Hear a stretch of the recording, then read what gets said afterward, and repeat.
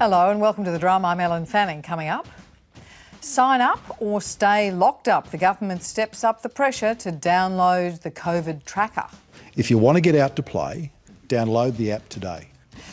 What it's like to be young overseas and stricken with coronavirus. We hear from two Drum family members who faced just that.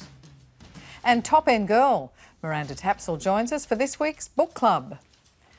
Joining me on the panel tonight, opinion editor at The Guardian Australia, Bridie Jabour. Good to be out of the house, Bridie. Amazing to be out of the house. Still locked down in Townsville, former Liberal National MP and current party member, barely recognisable with a beard. Ewan Jones, is that really you? It is me. You've got to be prepared in business, Ellen. It's about maybe Christmas will come up and I'll have a job. You look like a Sydney hipster. You look like one of those green voting Sydney people, you know? I've got to get a ponytail happening. I'd like to see that. In Orange tonight, Professor Emerita at the Sydney Nursing School and former Chief Nursing Officer for New South Wales, Mary Chiarella. Hi, Mary, how are you? Very well, thank you. And because we're about to go to Darwin, you have to tell me how bitterly cold it is in Orange tonight. It is freezing in Orange, believe you me. OK, you got the fire and going? raining hard too. And raining hard, terrific. That's a perfect segue to Darwin, where we're thrilled to have again the Deputy Chairperson of the Larrakia Nation Aboriginal Corporation, Nicole Brown. Hello, Nicole. Hi, Ellen. Thanks for having me back. No worries. Tell me the temperature. Sorry to make you all jealous. Yes. It's a beautiful dry season day, 30 degrees. And 30 degrees, no rain, blue skies. No rain, blue skies, dragonflies and crystal clear water. Oh, OK, that's the place you want to be, and the restrictions are easing up there, life getting back to normal. Who wouldn't want to be in the top end? You can join us on Twitter from wherever you are in Australia using the hashtag #TheDrum and on Facebook. As the strict isolation conditions start to ease in most parts of the country, the Prime Minister had a Friday afternoon boost for Australians. Australians have earned an early mark through the work that they have done, and that decision will now be made on next Friday. With the number of live infections sitting at around 1,000 people and around 11 of the 15 conditions set by the medical advisors met, he's bringing the National Cabinet together to discuss lifting restrictions a week earlier than planned. We can't keep Australia under the doona. We need to be able to move ahead. While the good news on infections is clearly encouraging, the getting back to normal rhetoric is focusing on flattening another curve, that of the economic shock the pandemic has inflicted. And we'll talk about the economic shock in a minute, but Bridie, how significant is that, the notion that they're getting the National Cabinet together to talk about easing those restrictions a week early? I think hugely significant. I even think that easing restrictions within 2 weeks is the absolute best case scenario we were looking at. You know, it seems like it was a lifetime ago, at the beginning of last month. Remember, we didn't know what was going on. We didn't know what was coming for us. I think a lot of us were really, really anxious, not sleeping. And I was talking to a lot of epidemiologists at the time for work, and certainly not a single one predicted that we would do so well that we would be discussing lifting restrictions this month. Everyone was talking about a possible peak in June if we did moderately well. And now look what's happening. It's just unbelievable. It really is extraordinary, isn't it? You in Queensland, there's a real easing of restrictions in Queensland, the Northern Territory. Queensland, you can go for a drive for non-essential purposes. You can ride a motorbike, a jet ski or a boat for recreation. This is as of tomorrow. You can have a picnic. You can go shop for non-essential items or visit a national park, but you've got to stay within 50 k's of your principal place of residence. How significant is that going to be in far north Queensland? I think it's going to be great up here and certainly in Darwin as well. I think they understand that the virus doesn't like the sunshine, it doesn't like the heat, and whilst it's getting to lovely climes for us and it's doona weather, it is still warm. And I think my biggest fear here is that the southern parts of Australia are going to have a relapse and that will be brought back in. I think that easing restrictions should work well in regional areas, especially in the north, like Darwin and Townsville and Cairns and Mackay. But see, Mary, that's a great hope, isn't it? But we don't know that. We don't know that the virus doesn't like heat. I mean, the virus likes Singapore, doesn't it? Well, that's true. And I think, this whole issue about, good decisions are made on good evidence. I think we're always running with the best evidence we've got, but we actually don't know whether there's going to be a resurgence. We know from other countries there has been a slight resurgence. And I mean, I agree with Bridie, we've done brilliantly well, but we really do have to keep up our personal hygiene, our protection, and our track and trace programs in order to stay safe. And Mary, when they talk about the expansion of ICU, we'll talk about the app in just a sec, but you know, the New South Wales Premier comes out at 8 o'clock every morning, and a couple of times now she said very clearly, you know, we relax and we risk an increase in the number of infections, and that only has to increase a little bit and then you get this exponential rise. So when they say, OK, we can do this because we've ramped up ICUs, doubled capacity, tripled, they're aiming to quadruple, does that make us, what does that tell us about their appetite for risk here? Look, I think it tells us that we really are incredibly well prepared at the moment. And I think that's one of the exciting things that this, you know, that the country has achieved. I heard Alison McMillan, the Chief Nursing and Midwifery Officer, yesterday saying that they've had 20,000 nurses register to do this new intensive care nursing course in Australia. That's massive. And we know, as you say, that they've doubled or tripled the amount of ICU beds that they have. And at the moment, happily, we're kind of all dressed up with nowhere to go. And that's a great place to be. But we do have that surge capacity available now. But does that suggest that if you've got the surge capacity that you're expecting a surge, or are you just being prudent? I wouldn't know, is the answer to that. I think that obviously there is a risk when we reduce the restrictions, that there may be a surge, but we hope not. Yeah. We hope that we'll be really sensible.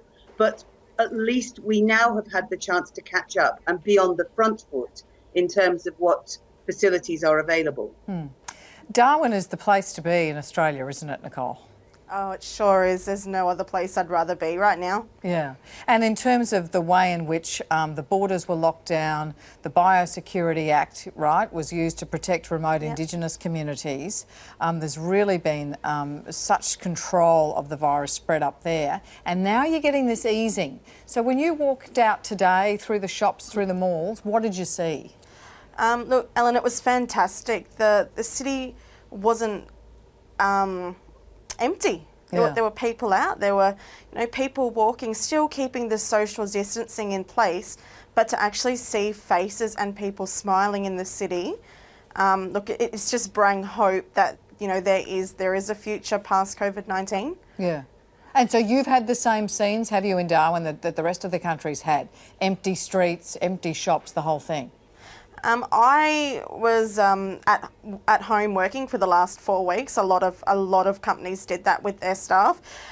We noticed it. The shops were empty, the roads were empty.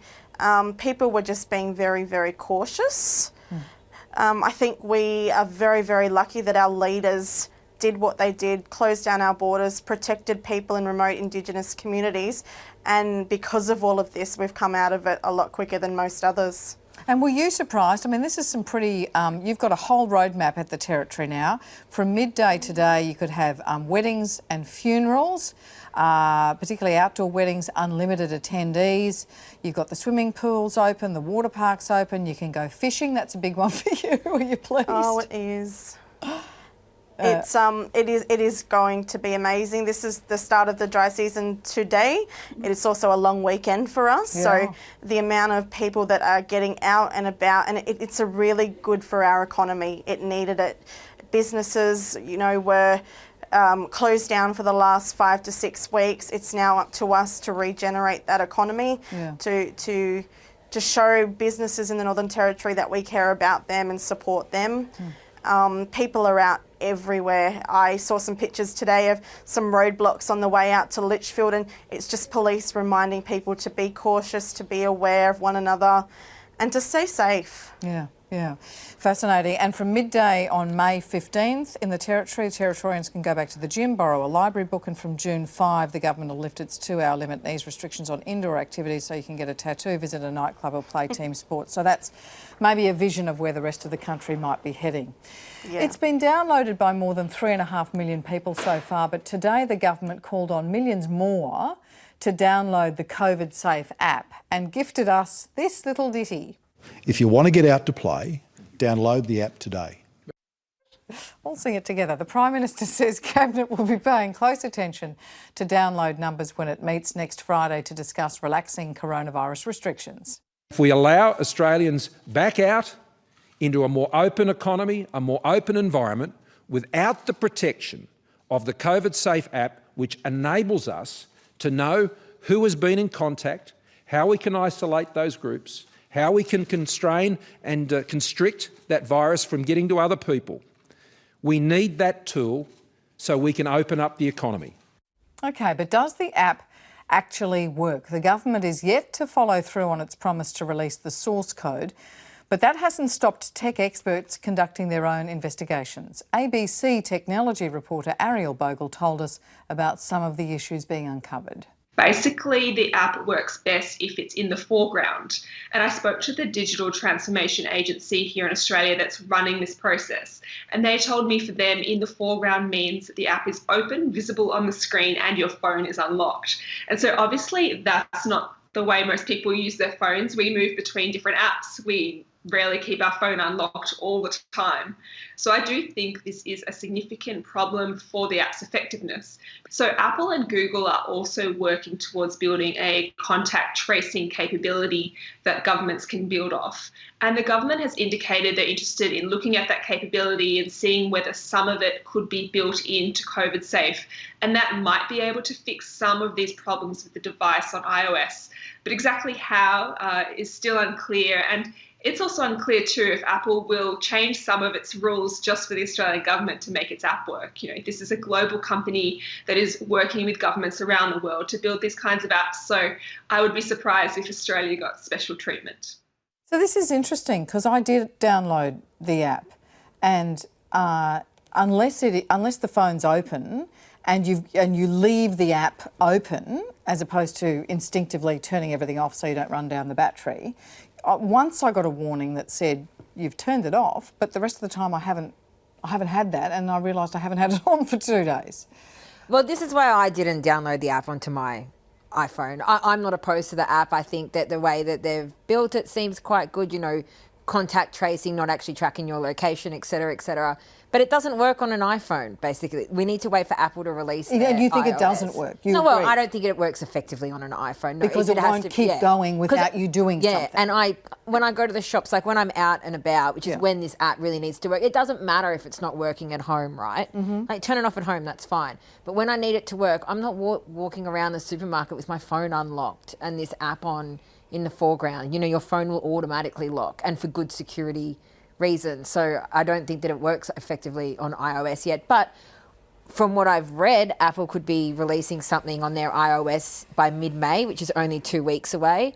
So when and if that happens, I would happily download it. But it doesn't seem to be very effective at the moment for about half the population, which is the number of people in Australia who have an iPhone as opposed to an Android or Google phone. See, and then the issues don't apply to Android and Google phones. It apparently works quite well on Android and Google. We've got a lot riding on this app, Mary. The Prime Minister says this is the ticket, this is how we get back out there. What if it's not working effectively?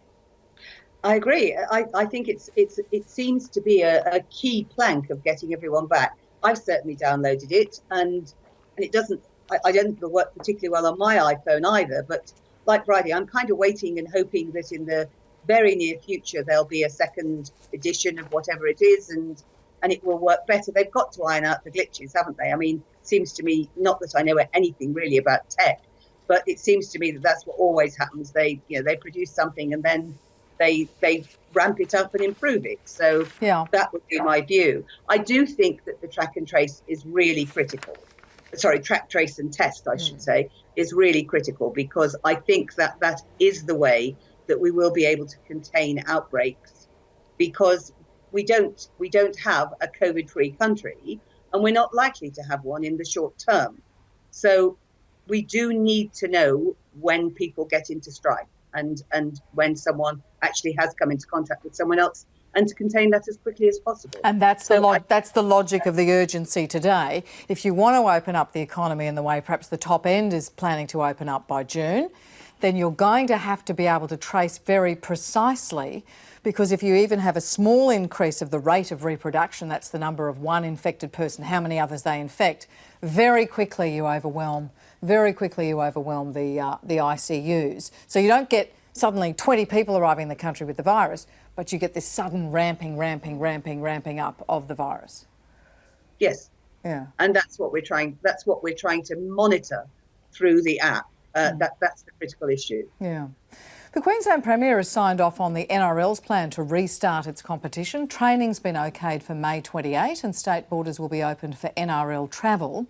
She says she's been assured by the league they have home quarantine measures in place. So, Ewan, that's pretty simple, isn't it? Young rugby league players always do what they're told, don't they? They certainly do. They certainly do. I don't think those boys had their apps open at the time. They must all be avid iPhone users, and they must all be doing the right thing. But I think, what they're saying that youth is wasted on the young, you wonder.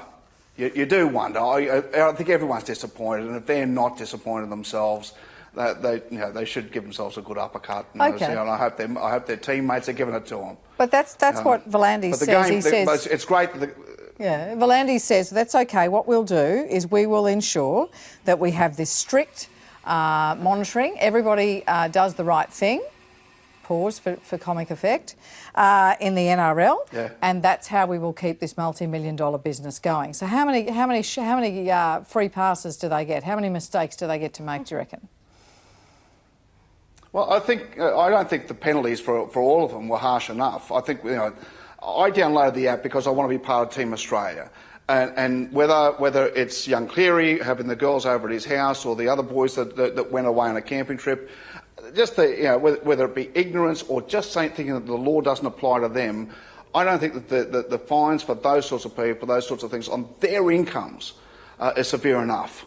I think that they've got to be held up, and if it was me in charge of the game, I was saying you're out for the season. You're out for this season, and I think that's how serious you have to be to make the others sit there and say, well, it is serious. So if you're only going to knock on $4,000, and some of these blokes are 22 years old and on $500,000, $700,000 a year, it doesn't hurt. If you hit me with a $20 fine, well, that's it. I'm out. But these boys here, if it was me in charge, I'd have smashed them. But wouldn't the absolute thing? Yeah, wouldn't the greater threat have been you do it or we shut the comp down? You get one infringement and the whole thing gets shut down. Well, I think past behaviour is important for future behaviour. I think you have all these things here where you've said, OK, we're all in this, we shouldn't be doing it, and that we've all got access to the news, we've all been told, the clubs have told them, and these boys have gone on and done it anyway. I think for me, to make sure no one else does it before we restart the competition, you've got to make an example of them, and by kicking them out for the season that would have been and cancelling their contracts or whatever. I mean, that to me would have sent the message. Nicole, what do you think? Everybody's keen to get the sporting season underway. I'm sure people are keen for the AFL up there, not only to watch it on TV, but to play it, play netball, all the rest of it. What do you think? Yeah, I think people have been home and locked up, and look, we have been listening and adhering to all the advice that we have been told, but we probably need to watch some new stuff on TV. We're watching reruns of different types of sports. I think young kids as well, need to be out there with their friends if it's safe to do so. I think we just need this human interaction. Mary, I don't want to be too down on it all, but the 9 newspapers reported that the NRL put a biosecurity plan to the state and federal governments today, and one paragraph in it said The nature of the contact during training and during the game is such that transmission from an infected individual would potentially be widespread to others in the environment. Is that an undue risk? I must say, it's certainly my view is that I've got no idea how they're ever going to manage social distancing in sport. And so it does seem to be a risk. And unless they are absolutely meticulous with their behaviours afterwards, I just can't imagine how, if one person did get infected, it certainly wouldn't spread. I mean, it would spread through the team like wildfire, but it would also probably spread to their contacts unless they were extraordinarily disciplined, which hasn't actually been evidenced as yet. Yeah. Put them on the island, NRL island. And then make sure the island's in the top end somewhere. Well, I don't think do you want them up there, Nicole? Yeah, this is AFL territory. Oh, it is. Look, we are. I just think any sport would revitalise our economy right now. People are sitting at home, and with the restrictions easing a little bit more, there is that temptation to get out and watch and do and be outdoors. Right now it's the perfect time for us. We're in the perfect climate, and it's what we usually do. We're such sports fanatics up here. I know when they proposed that AFL came to Darwin for the rest of the season, everyone was just like, yes, we get to go and watch this. We can go down to our local footy oval and watch AFL. Yeah. So I know a lot of people were in support of that. So we're looking to see where that goes. Yeah, it's tricky, isn't it? It's tricky. Coming up, what it's like to be young, away from home and sick with coronavirus. We hear from two of the Drum's own family. More on that a little later. As coronavirus cases apparently recede in China but continue to rise in the US, both superpowers are seeking to deflect blame onto each other. And the latest jibe from China's state media has taken a distinctly bizarre turn. We discovered a new virus. It's dangerous. Wear a mask. Stay at home. Building temporary hospitals. Built in 10 days. Time to lock down. Meanwhile, in the US, Donald Trump has contradicted his own intelligence agencies in speculating on the origin of the virus. The Director of National Intelligence today put out a statement saying that they believe it was naturally occurring, it was not man-made. But who is that? Who is that said that? The Office of the Director of National Intelligence. Intelligence. Yeah, but who in particular? Who was the man that made that statement? It was a statement that the ODNI... Oh, he would know that, huh? National Intelligence. So we'll see. And my question is, have you seen anything at this point that gives you a high degree of confidence that the Wuhan Institute of Virology was the origin of this virus? Yes, I have. Yes, I have. It's all part of a steady rise of antagonism between the West and China. And whilst our politicians haven't held back much in their criticism of China, the billionaire class has taken a decidedly more conciliatory tone. Yesterday, there were warnings from Kerry Stokes about the danger to our economy, which followed mining magnate Andrew Forrest, who called into question the origins of the virus, speculating it could be from Britain or even Australia. The Prime Minister made clear his views on those comments. When it comes to foreign affairs advice, I'll take my foreign affairs advice from foreign affairs officials. When it comes to business advice, I'll talk to business people. Bridie, how difficult do you think it is for the average billionaire to distinguish between personal interest and the national interest? Well, I think it's even difficult for our politicians to walk the line between the national interest of our economic interests as Australia and as Australia as a democracy.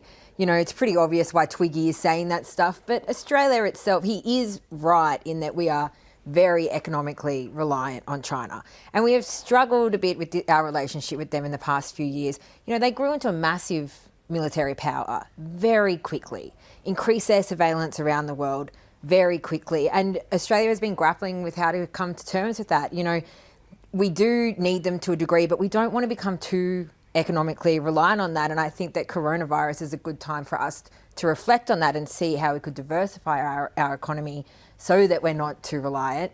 But it is a difficult thing for our politicians to navigate. And I'm glad to see them being open and critical of China in some parts. And I think when those ads come out, when the ambassador gets, as Christian Porter put it, very emotional, I think that those are things that it's pretty safe for Australia to ignore. We don't need to respond to everything they do and say, you know, they do not need us like we need them. but they do need and want our iron ore and coal. And it would be very painful for them to swap their long-term suppliers. So we can keep that in mind when we're dealing with them as well. Ewan, it's been a pretty bruising week, you know, that, as Bridie was saying, that rare, undiplomatic, really undiplomatic language from the Chinese about, you know, what if we didn't send our students to you anymore, or our tourists, you know, that kind of thing. And I noticed in some reporting in the Australian Financial Review that government sources were quoted as sort of saying, well, is this China, you know, a glass-jawed bully that wants everything its way? And if you think about it, if you think about the sort of nation-building infrastructure we're going to need in this country to stimulate economic growth, right, is it wise to think that investment can come from China, or would there too many strings attached? Oh, I think there's trade is one thing. I think people will get on. Anyone in business, you can have an argument in the morning and sell a car in the afternoon. You can sell something in the afternoon.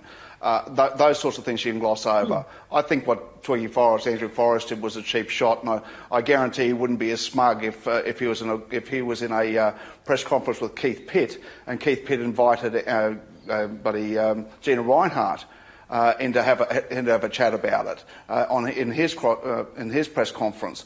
I think what's happened there was pretty poor form, really. And just for those playing along at home, this was inviting the Chinese Consul General, who Minister Hunt thought was just a member of the entourage of Mr Twiggy, who suddenly, there he is, he's a Chinese diplomat, and he's up at the podium and he's having his say in the middle of a press conference, which I noted that the government made clear Twiggy Forrest had kind of seemed to ask the government to have a press conference and thank him for getting those tests, and then he rocks up with their diplomat. Yeah. But the big thing for Mo, you don't get to be a billionaire without getting your own way and having a very high opinion of yourself. You don't get to be Prime Minister or a Cabinet Minister without having a very high opinion of yourself. And in a lot of ways, they are bullies, aren't they? So, you know, billionaires are bullies. They like to get their own way, and getting your own way means brushing other people aside and listening to all views and then doing what you want. It's a tough deal, but I think when it comes to what Australia can provide in relation to food and fibre and natural resources like coal and iron ore, but our beef, our wine, our dairy, our cream, our butter, all those sorts of things are hugely important to China, and I think, you know, they're not going to want to go too far away from that. But they are a bully. And I think the line that Maurice Payne and Scott Morrison are treading at the moment is pretty much what I would hope. Yeah. Nicole, that's interesting. We're seeing, you know, the Chinese releasing those videos about the Americans, calling them hypocrites. We see the US president hitting back hard. We see the tension between Canberra and Beijing. But in Darwin, there's very much less a them and us view of China, isn't there? Look, Ellen, I can only speak personally. I'm of Chinese descent. Chinese people have played a pivotal role in shaping the Northern Territory. Look, from the gold rush days to now, we're such a multicultural society. A lot of our businesses here are reliant on import and export trade with China. So just for me personally, I kind of sit on the fence with this. It's a hard one that we're going to have to navigate together. We here are very fortunate that we grew up in a multicultural society. We look after one another, and it doesn't matter who you are, what nationality you are. We've all banded together in this time of crisis. Yeah. Yeah, so different views on Beijing, and I know we discussed that last time we were up there when we were talking about the lease of the Port of Darwin to the Chinese for 99 years, which had resonated so much in Canberra, but it was kind of, it seemed logical in Darwin. Very interesting. You're watching The Drum. With me on the panel, opinion editor at The Guardian Australia, Bridie Jabour. In Townsville, former Liberal National MP and current party member Ewan Jones. In Orange, a chilly night in Orange, Professor Emerita at the Sydney Nursing School, Mary Chiarella, and in Darwin, Deputy Chairperson of the Larrakia Nation Aboriginal Corporation, Nicole Brown.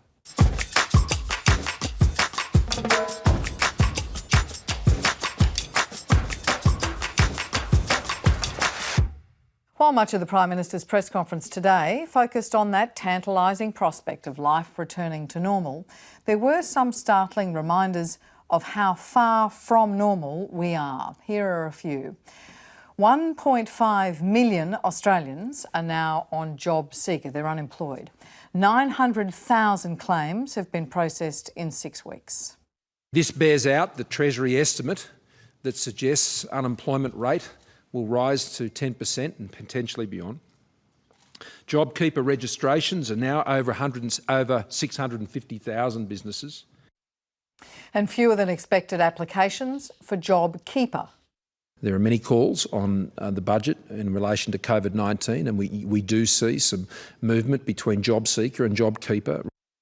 950,000 people drew down their superannuation. Now, if everyone took the full $10,000 now and $10,000 allowed from July, that is a lot of money and perhaps irreversible damage to low-income earners' retirement savings. And migration. An anticipated fall in overseas migration of 35% in the 2019-20 year on the previous year, and in 2020-21, a staggering 85% drop. There will certainly be lagged impacts of COVID-19. Those will happen both within Australia as businesses seek to get back up on their feet and consumption seeks to lift back to levels where it was. For more, we're joined in Sydney by partner at Deloitte Access Economics, Nikki Hutley. Hello, Nikki. Hello, Ellen. Good afternoon. Good afternoon. The stock market dropped 1.3% after this press conference. It's been taking a beating all day, but certainly folks were reeling after hearing these numbers from the Prime Minister. Look, it is gobsmacking, to quote the Treasurer some weeks ago, when we see this in black and white. We knew this was coming. In fact, when we first, had the restrictions in place, we were forecasting unemployment would get to probably 17% before the job keeper payment came in. So we can be very thankful that there's been that cushioning. And a lot of businesses have been able to keep people on that they might not otherwise have been able to do. But when you see not just the unemployment number, but also those statistics around households who are not able to meet their bills, around 1 in 10 who are having to dig into their superannuation, it is very alarming. There is no two ways about it. Explain to me, the job seeker represents the new dole, and it has been boosted to $1,100 a fortnight. And then there's the job keeper, which was the idea that Australian employees might be able to shelter in place, keep their jobs with their employers, and they would get the job keeper payment of $1,500 a fortnight. What does it say to you about how things have panned out, how those schemes have worked, that 900,000 people have lost their jobs? Well, I think it was always going to be a tough ask. However much we wanted businesses to be able to keep going with the JobKeeper, even with some of the other benefits that the government had allowed, the payroll reduction, sort of accelerated depreciation, those things were never going to solve the problems of a business that just had no business. It's not just your labour costs, although they are frequently the biggest part of what you're spending as a business, but there are a lot of other costs there. And if you have no cash flow or next to no cash flow, it doesn't matter how much help the government gives you. Well, the government would have to basically, give you an awful lot more for you to be able to keep up those utilities, your rent, everything else that comes on top of the wages allowance. So it was always going to be a tough ask. And does that mean that that what's been seen as the best policy, the signature policy, that JobKeeper policy, let's get employees connected with employers so we don't get this long-term and sometimes intergenerational unemployment that you get after recessions, that signature policy JobKeeper maybe is not as effective as it might have been? Look, I don't know, what the expectation was. I think it was more a hope that it could be obviously, taken up by more businesses. I still think, in terms of the amount of unemployment that it has saved, it has still been a resounding success, and it has enabled a lot of businesses, including not-for-profits, charities, to keep going when they otherwise would not have been able to do so. And so some very important work is being done, but also more importantly, that, as you say, that connection between employer and employee. We know that the longer you're unemployed, the harder it is to get back into a job. So even if this saves people for a few months, that can be a radical difference over the life of that person in terms of their prospects. Bridie, let me go to you on this one. He's saying, the Prime Minister's saying that there's movement between job seeker, that is, I've lost my job and I'm going to apply for what is the dole, a ramped up dole, moving back to job keeper, which suggests that once that scheme was introduced, 8 days after the job seeker, the new dole was introduced, that maybe some employers got on the phone and said, well, come on back and I'll keep you and I'll get the... And there's also movement from job keeper back to job seeker, which is you can stay here through to I don't have enough money, I can't be bothered with the scheme or I can't fund it. What is all that suggesting to you, that movement between the two? I think that we're not actually going to know how successful JobKeeper has been until the end of this month, because there was a lot of confusion, especially with small business owners, about how to apply, what paperwork to get done. A lot of people had to go through their accountants, another oddly booming business in all of this. Like, it's good to be an accountant, it's good to be a checkout operator. Well, maybe not good, but you've got a guaranteed job at the moment. So I think there was confusion, people not sure what they could get. And then they were told the money would only start coming in this week, after May 1. So I think we won't get a proper picture until the end of this month. But I don't think that JobKeeper has been any kind of failure. Just looking at the numbers, 900,000 people going on the dole in 6 weeks is massive. It's extraordinary. Is staggering.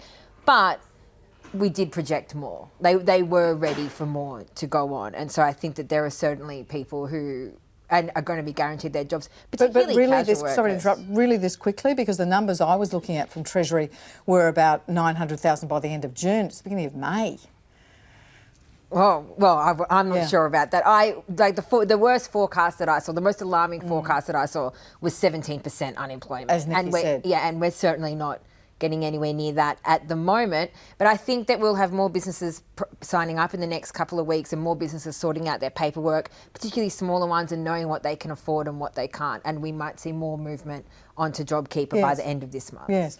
Nicole, you've got some anecdotes about JobKeeper, friends trying to get it. How are they going? Job seeker. Friends trying to get onto that and didn't qualify. So that became too hard, and they've since found alternative employment. JobKeeper also, and I reiterate, it was a minefield to get through the paperwork that in the end it just became too hard. Yeah. I think, and that the business that I was helping has happened to ride out the storm, and where we are right now, we're hoping that businesses start to open up soon, and it's a good thing, because I looked at the paperwork that needed to be done, and even I had trouble with it. Yeah. Mary, I saw you react to the numbers on superannuation. There was a figure around earlier that young people, if they withdrew $10,000, $20,000 from their super, that by the time they retire, they could be $100,000 to $120,000 worse off. It's heartbreaking, isn't it? I think they're going to have to rethink it, aren't they? If people are losing that sort of money, especially people on low incomes, that's going to be devastating for them, and they may not ever be able to make that up. So I think one of the things that's got to come in the future, and economics isn't my long suit, but is that there's going to have to be some rethinking about how we manage this, isn't there? Nikki, the Australian Bureau of Statistics produced another report today. It found that nearly a third of Australians had reported their household finances had worsened in the last month. And interestingly, the impact has been felt considerably less by the over 65s than everyone else. Only 20% of older Australians say they're worse off, compared with 35% of those under 65s. More than 70% of older people who received the $750 stimulus payment topped up their savings rather than spend it. And almost twice as many adults reported experiencing feelings of anxiety, nervousness, restlessness compared to 2017-18. So I know I'm asking an economist, but I'm asking a human being too, Nikki. How do you start to measure all of that? Look, we actually do have ways of capturing what we call the social impacts, as well as the economic and, of course, the environmental. There are ways that you can measure that. But I think First and foremost, I was asked earlier today, do you think the Prime Minister wants to get people back to work, for the economy? And I think the Prime Minister's actually made it quite clear that this is every bit as much a mental health issue. I don't know about you guys, but I have some mornings when I wake up and I just burst into tears for no reason. I think we're all feeling this, and you have good days and you have bad days, but there can't be a person in this country, in the world, that isn't feeling impacted in some way. And losing your job is hard enough and terrible enough, but the uncertainty of this, it's not like an ordinary recession where we know, well, the Reserve Bank will come in and do something with monetary policy, or we'll get some fiscal stimulus in the budget or a mini budget. This is, we've got to wait and see what this virus does. How do people behave? And then work out what the economic response can be. So that added level of uncertainty and fear for some people as well, from a health perspective.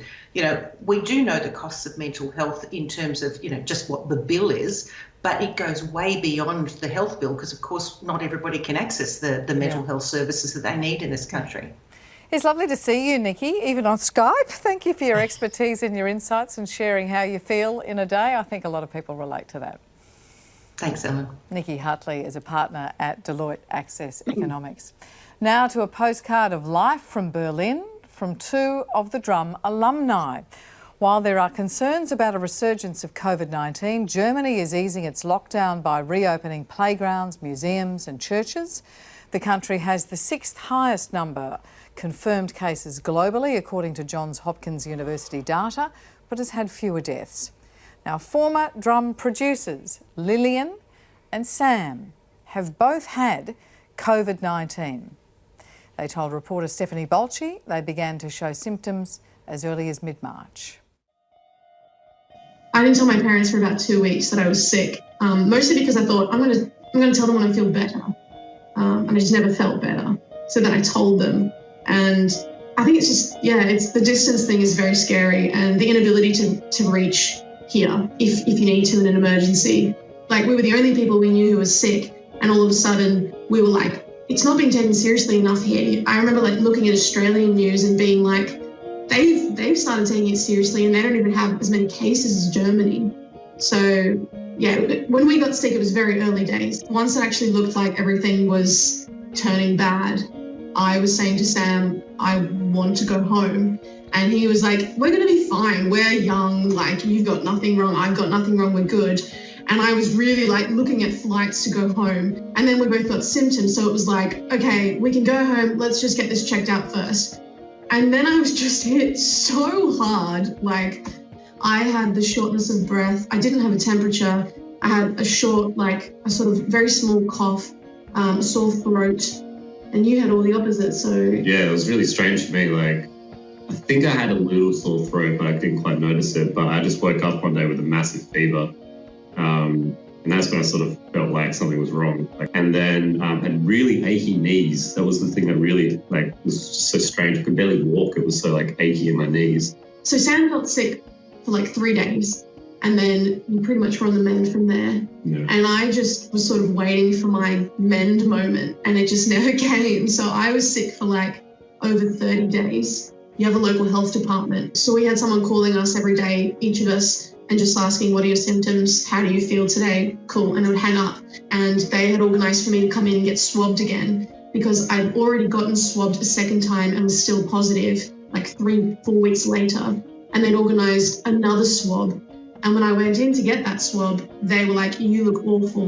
You need to go to emergency. We don't understand why you still have symptoms. They did a CT scan and it actually showed that my lungs were fine. But based on how long I'd been sick and the description of all my symptoms, they said it was likely that I'd had viral pneumonia at some stage and that I was still recovering. So that's why they decided to keep me in. And so it was really strictly cordoned off, and so I couldn't see Lily during those 4 days. I wasn't even allowed inside the hospital. But I had to try and sneak food to Lily. We think it may have happened. We took a trip to Poland, Warsaw. It's about 6 hours away on train. And when we were there, Poland announced it was closing its borders. So basically trying to get home was an absolute shambles. It was the last train out of Poland, wasn't it? Yeah, and all the flights had been cancelled. So it's just a heap of people, and there were people coughing as well. And we just assume that's where we got sick. We can't think of anywhere else. So if we want to go to the supermarket or catch a train or a bus or whatever, we have to wear a mask. So everyone's wearing masks, so it kind of looks a lot different. I think it was on Monday last week, they eased some restrictions, but it's still pretty locked down. Like nothing's open, like bars, clubs, like two main things that Berlin's known for.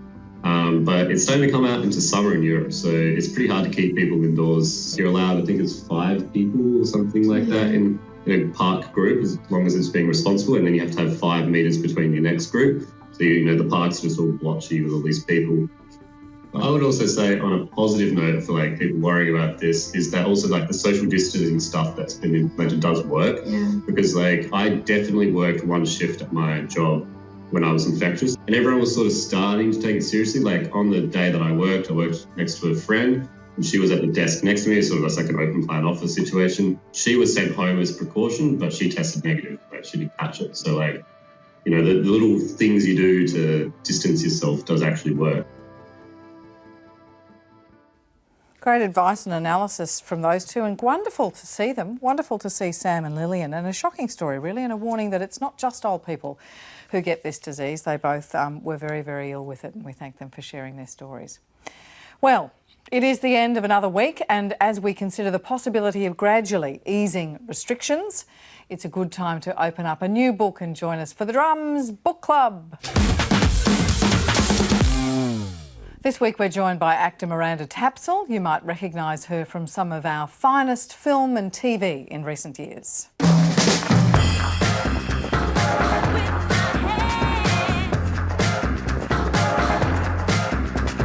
You have all the eye degrees in the world, but you still can't see what's right in front of you, can you? Cupcakes! You eat them!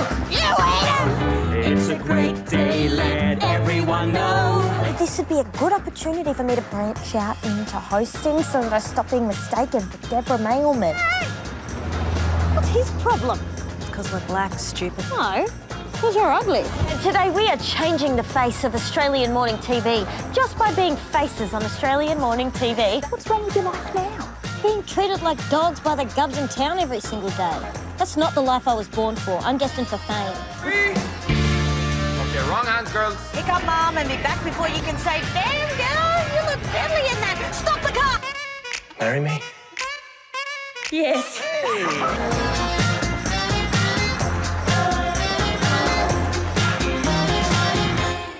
Look at that range. Not just a successful star of the screen, she's also now an author, and it's her autobiographical book, Top End Girl, that we're talking about today. Despite hailing from the NT, perhaps unfortunately for Miranda, she joins us from the much cooler climate of Melbourne this evening. Hello, Miranda. Thanks for being with us. Oh, hello. Thanks for having me. We're thrilled you're here. Now, we've all been locked down. You've been locked down in Melbourne, and we'll be locked down for a bit more. So I want you to give me a taste of what it was like to be young and free and growing up in the NT. I think it was very much something that I took for granted. I really wanted that Hollywood sense of adolescence, where you walked around malls, checked boys out, ate burgers, shared milkshakes with them. We're looking at pictures of you, and it looks like an NT upbringing and nothing like you're describing. It's a world away from that. But in some ways, it really taught me to appreciate simpler things, that you don't need money to enjoy yourself and to appreciate the people around you, and that I guess and it's still a place that I return to. Obviously not now, but it's a place that I go back to a lot, so to find that strength and that stillness. Yeah. And we just saw those pictures. It's hardly surprising that you ended up an artist when we read the book. Growing up with biracial parents, it meant that, sort of, whether you liked it or not, your sort of a very existence was political. And we're going to listen now to an incident that occurred. You write about it in the book, in, of all places, a pottery class at your school in Jabiru, when a boy started making pointed inquiries about your heritage. Miranda, why do you say you're Aboriginal? There was only one other boy in the class who had a non-Indigenous dad like me. The rest of the black kids in my year had 2 Aboriginal parents. I shrugged and said, because I am. But this guy needed an answer. But your dad's white. Why don't you say you're part Aboriginal? Honestly, we were doing pottery. I can't understand why we were having a conversation about the effect of colonisation over moulding clay. I was not, and still am not, a damn cake mix. I am not a percentage. That's really interesting. Why are you laughing? No, who read that? That was such great delivery. It was so good. Yes, our editor's children read that for us. Everybody's locked down and we're forcing them to become actors. Why did that boy do that to you, sitting there in the pottery class? What was it about a class of Indigenous and non-Indigenous kids that meant he asked you those questions? Well, I'm not actually sure. I knew that it wasn't. I knew that it wasn't coming from. It wasn't coming from a place of being mean, but it was something that still hurt. And I think because I'd made it obvious that it hurt me, he was then the one that wanted to push the envelope. So I guess. I think people also are influenced by what their parents say and what they hear from other adults, and so I guess it just means that for someone to I think being proud of your Aboriginal identity can often be misconstrued. Yeah. It's an interesting story in the book, Nicole, where Miranda talks about standing up in front of the class the next day and just saying, I don't want to have to negotiate whether I'm, draw my identity from a non-Indigenous father or an Indigenous mother. But do you relate to that, the notion of having to figure out who you are as a kid? I do, and then that's actually affected the future generation of my family. I've got an 8-year-old who could wake up one day and tell me he's Indigenous, and then another day wake up and tell me he's white because his grandfather's white. So trying to instill both worlds into him, that he should be proud of all of his ethnicities, and celebrate them all and share them all with his classmates, because that's how we're going to teach kids. It's the accepting of all cultures, teaching them at a young age. And does that resonate with you, that even with in a school as multicultural as, right in the middle of Jabiru, for heaven's sakes, Kakadu National Park, you could be pinned down not many years ago and asked those sorts of questions? I actually... Oh, sorry, Miranda. Oh, no, you go. Nicole? I actually would have thought that there would have been a lot more Indigenous than non-Indigenous kids in Jabiru. With the outlying outstations, with children from other communities, I would have thought the ratio of Indigenous to non-Indigenous would have been a lot higher. I'm not sure, I don't live out at Jabiru, but seeing it more, they should have understood more. Yeah, Miranda, talk to me about that. Yes, I think this is why it is so important for us to learn about the history that existed before the Endeavour came along, because I think the more we grow our understanding in that, I think the more young Aboriginal kids today would be able to walk into school and be able to say quite proudly, this is what I've learnt from my family. This is what's been passed down for hundreds of thousands of years, and that is such a wonderful thing to belong to and to be a part of. And so I wrote this book because I wanted to encourage. I want Aboriginal and Torres Strait Islander teenagers to read this, and I want children from different minorities to read this, so that they can understand that they are not alone in this journey, in understanding what their identity is. Yeah, there's a wonderful symmetry in the book between your personal and professional life. There was this period in 2018 when you're preparing for your own wedding to your now husband, James Colley, and there you both are, tying the knot in Sydney, looking ecstatic with your parents. But before that wedding, you were simultaneously writing, producing and starring in a film called Top End Wedding, which culminated with this.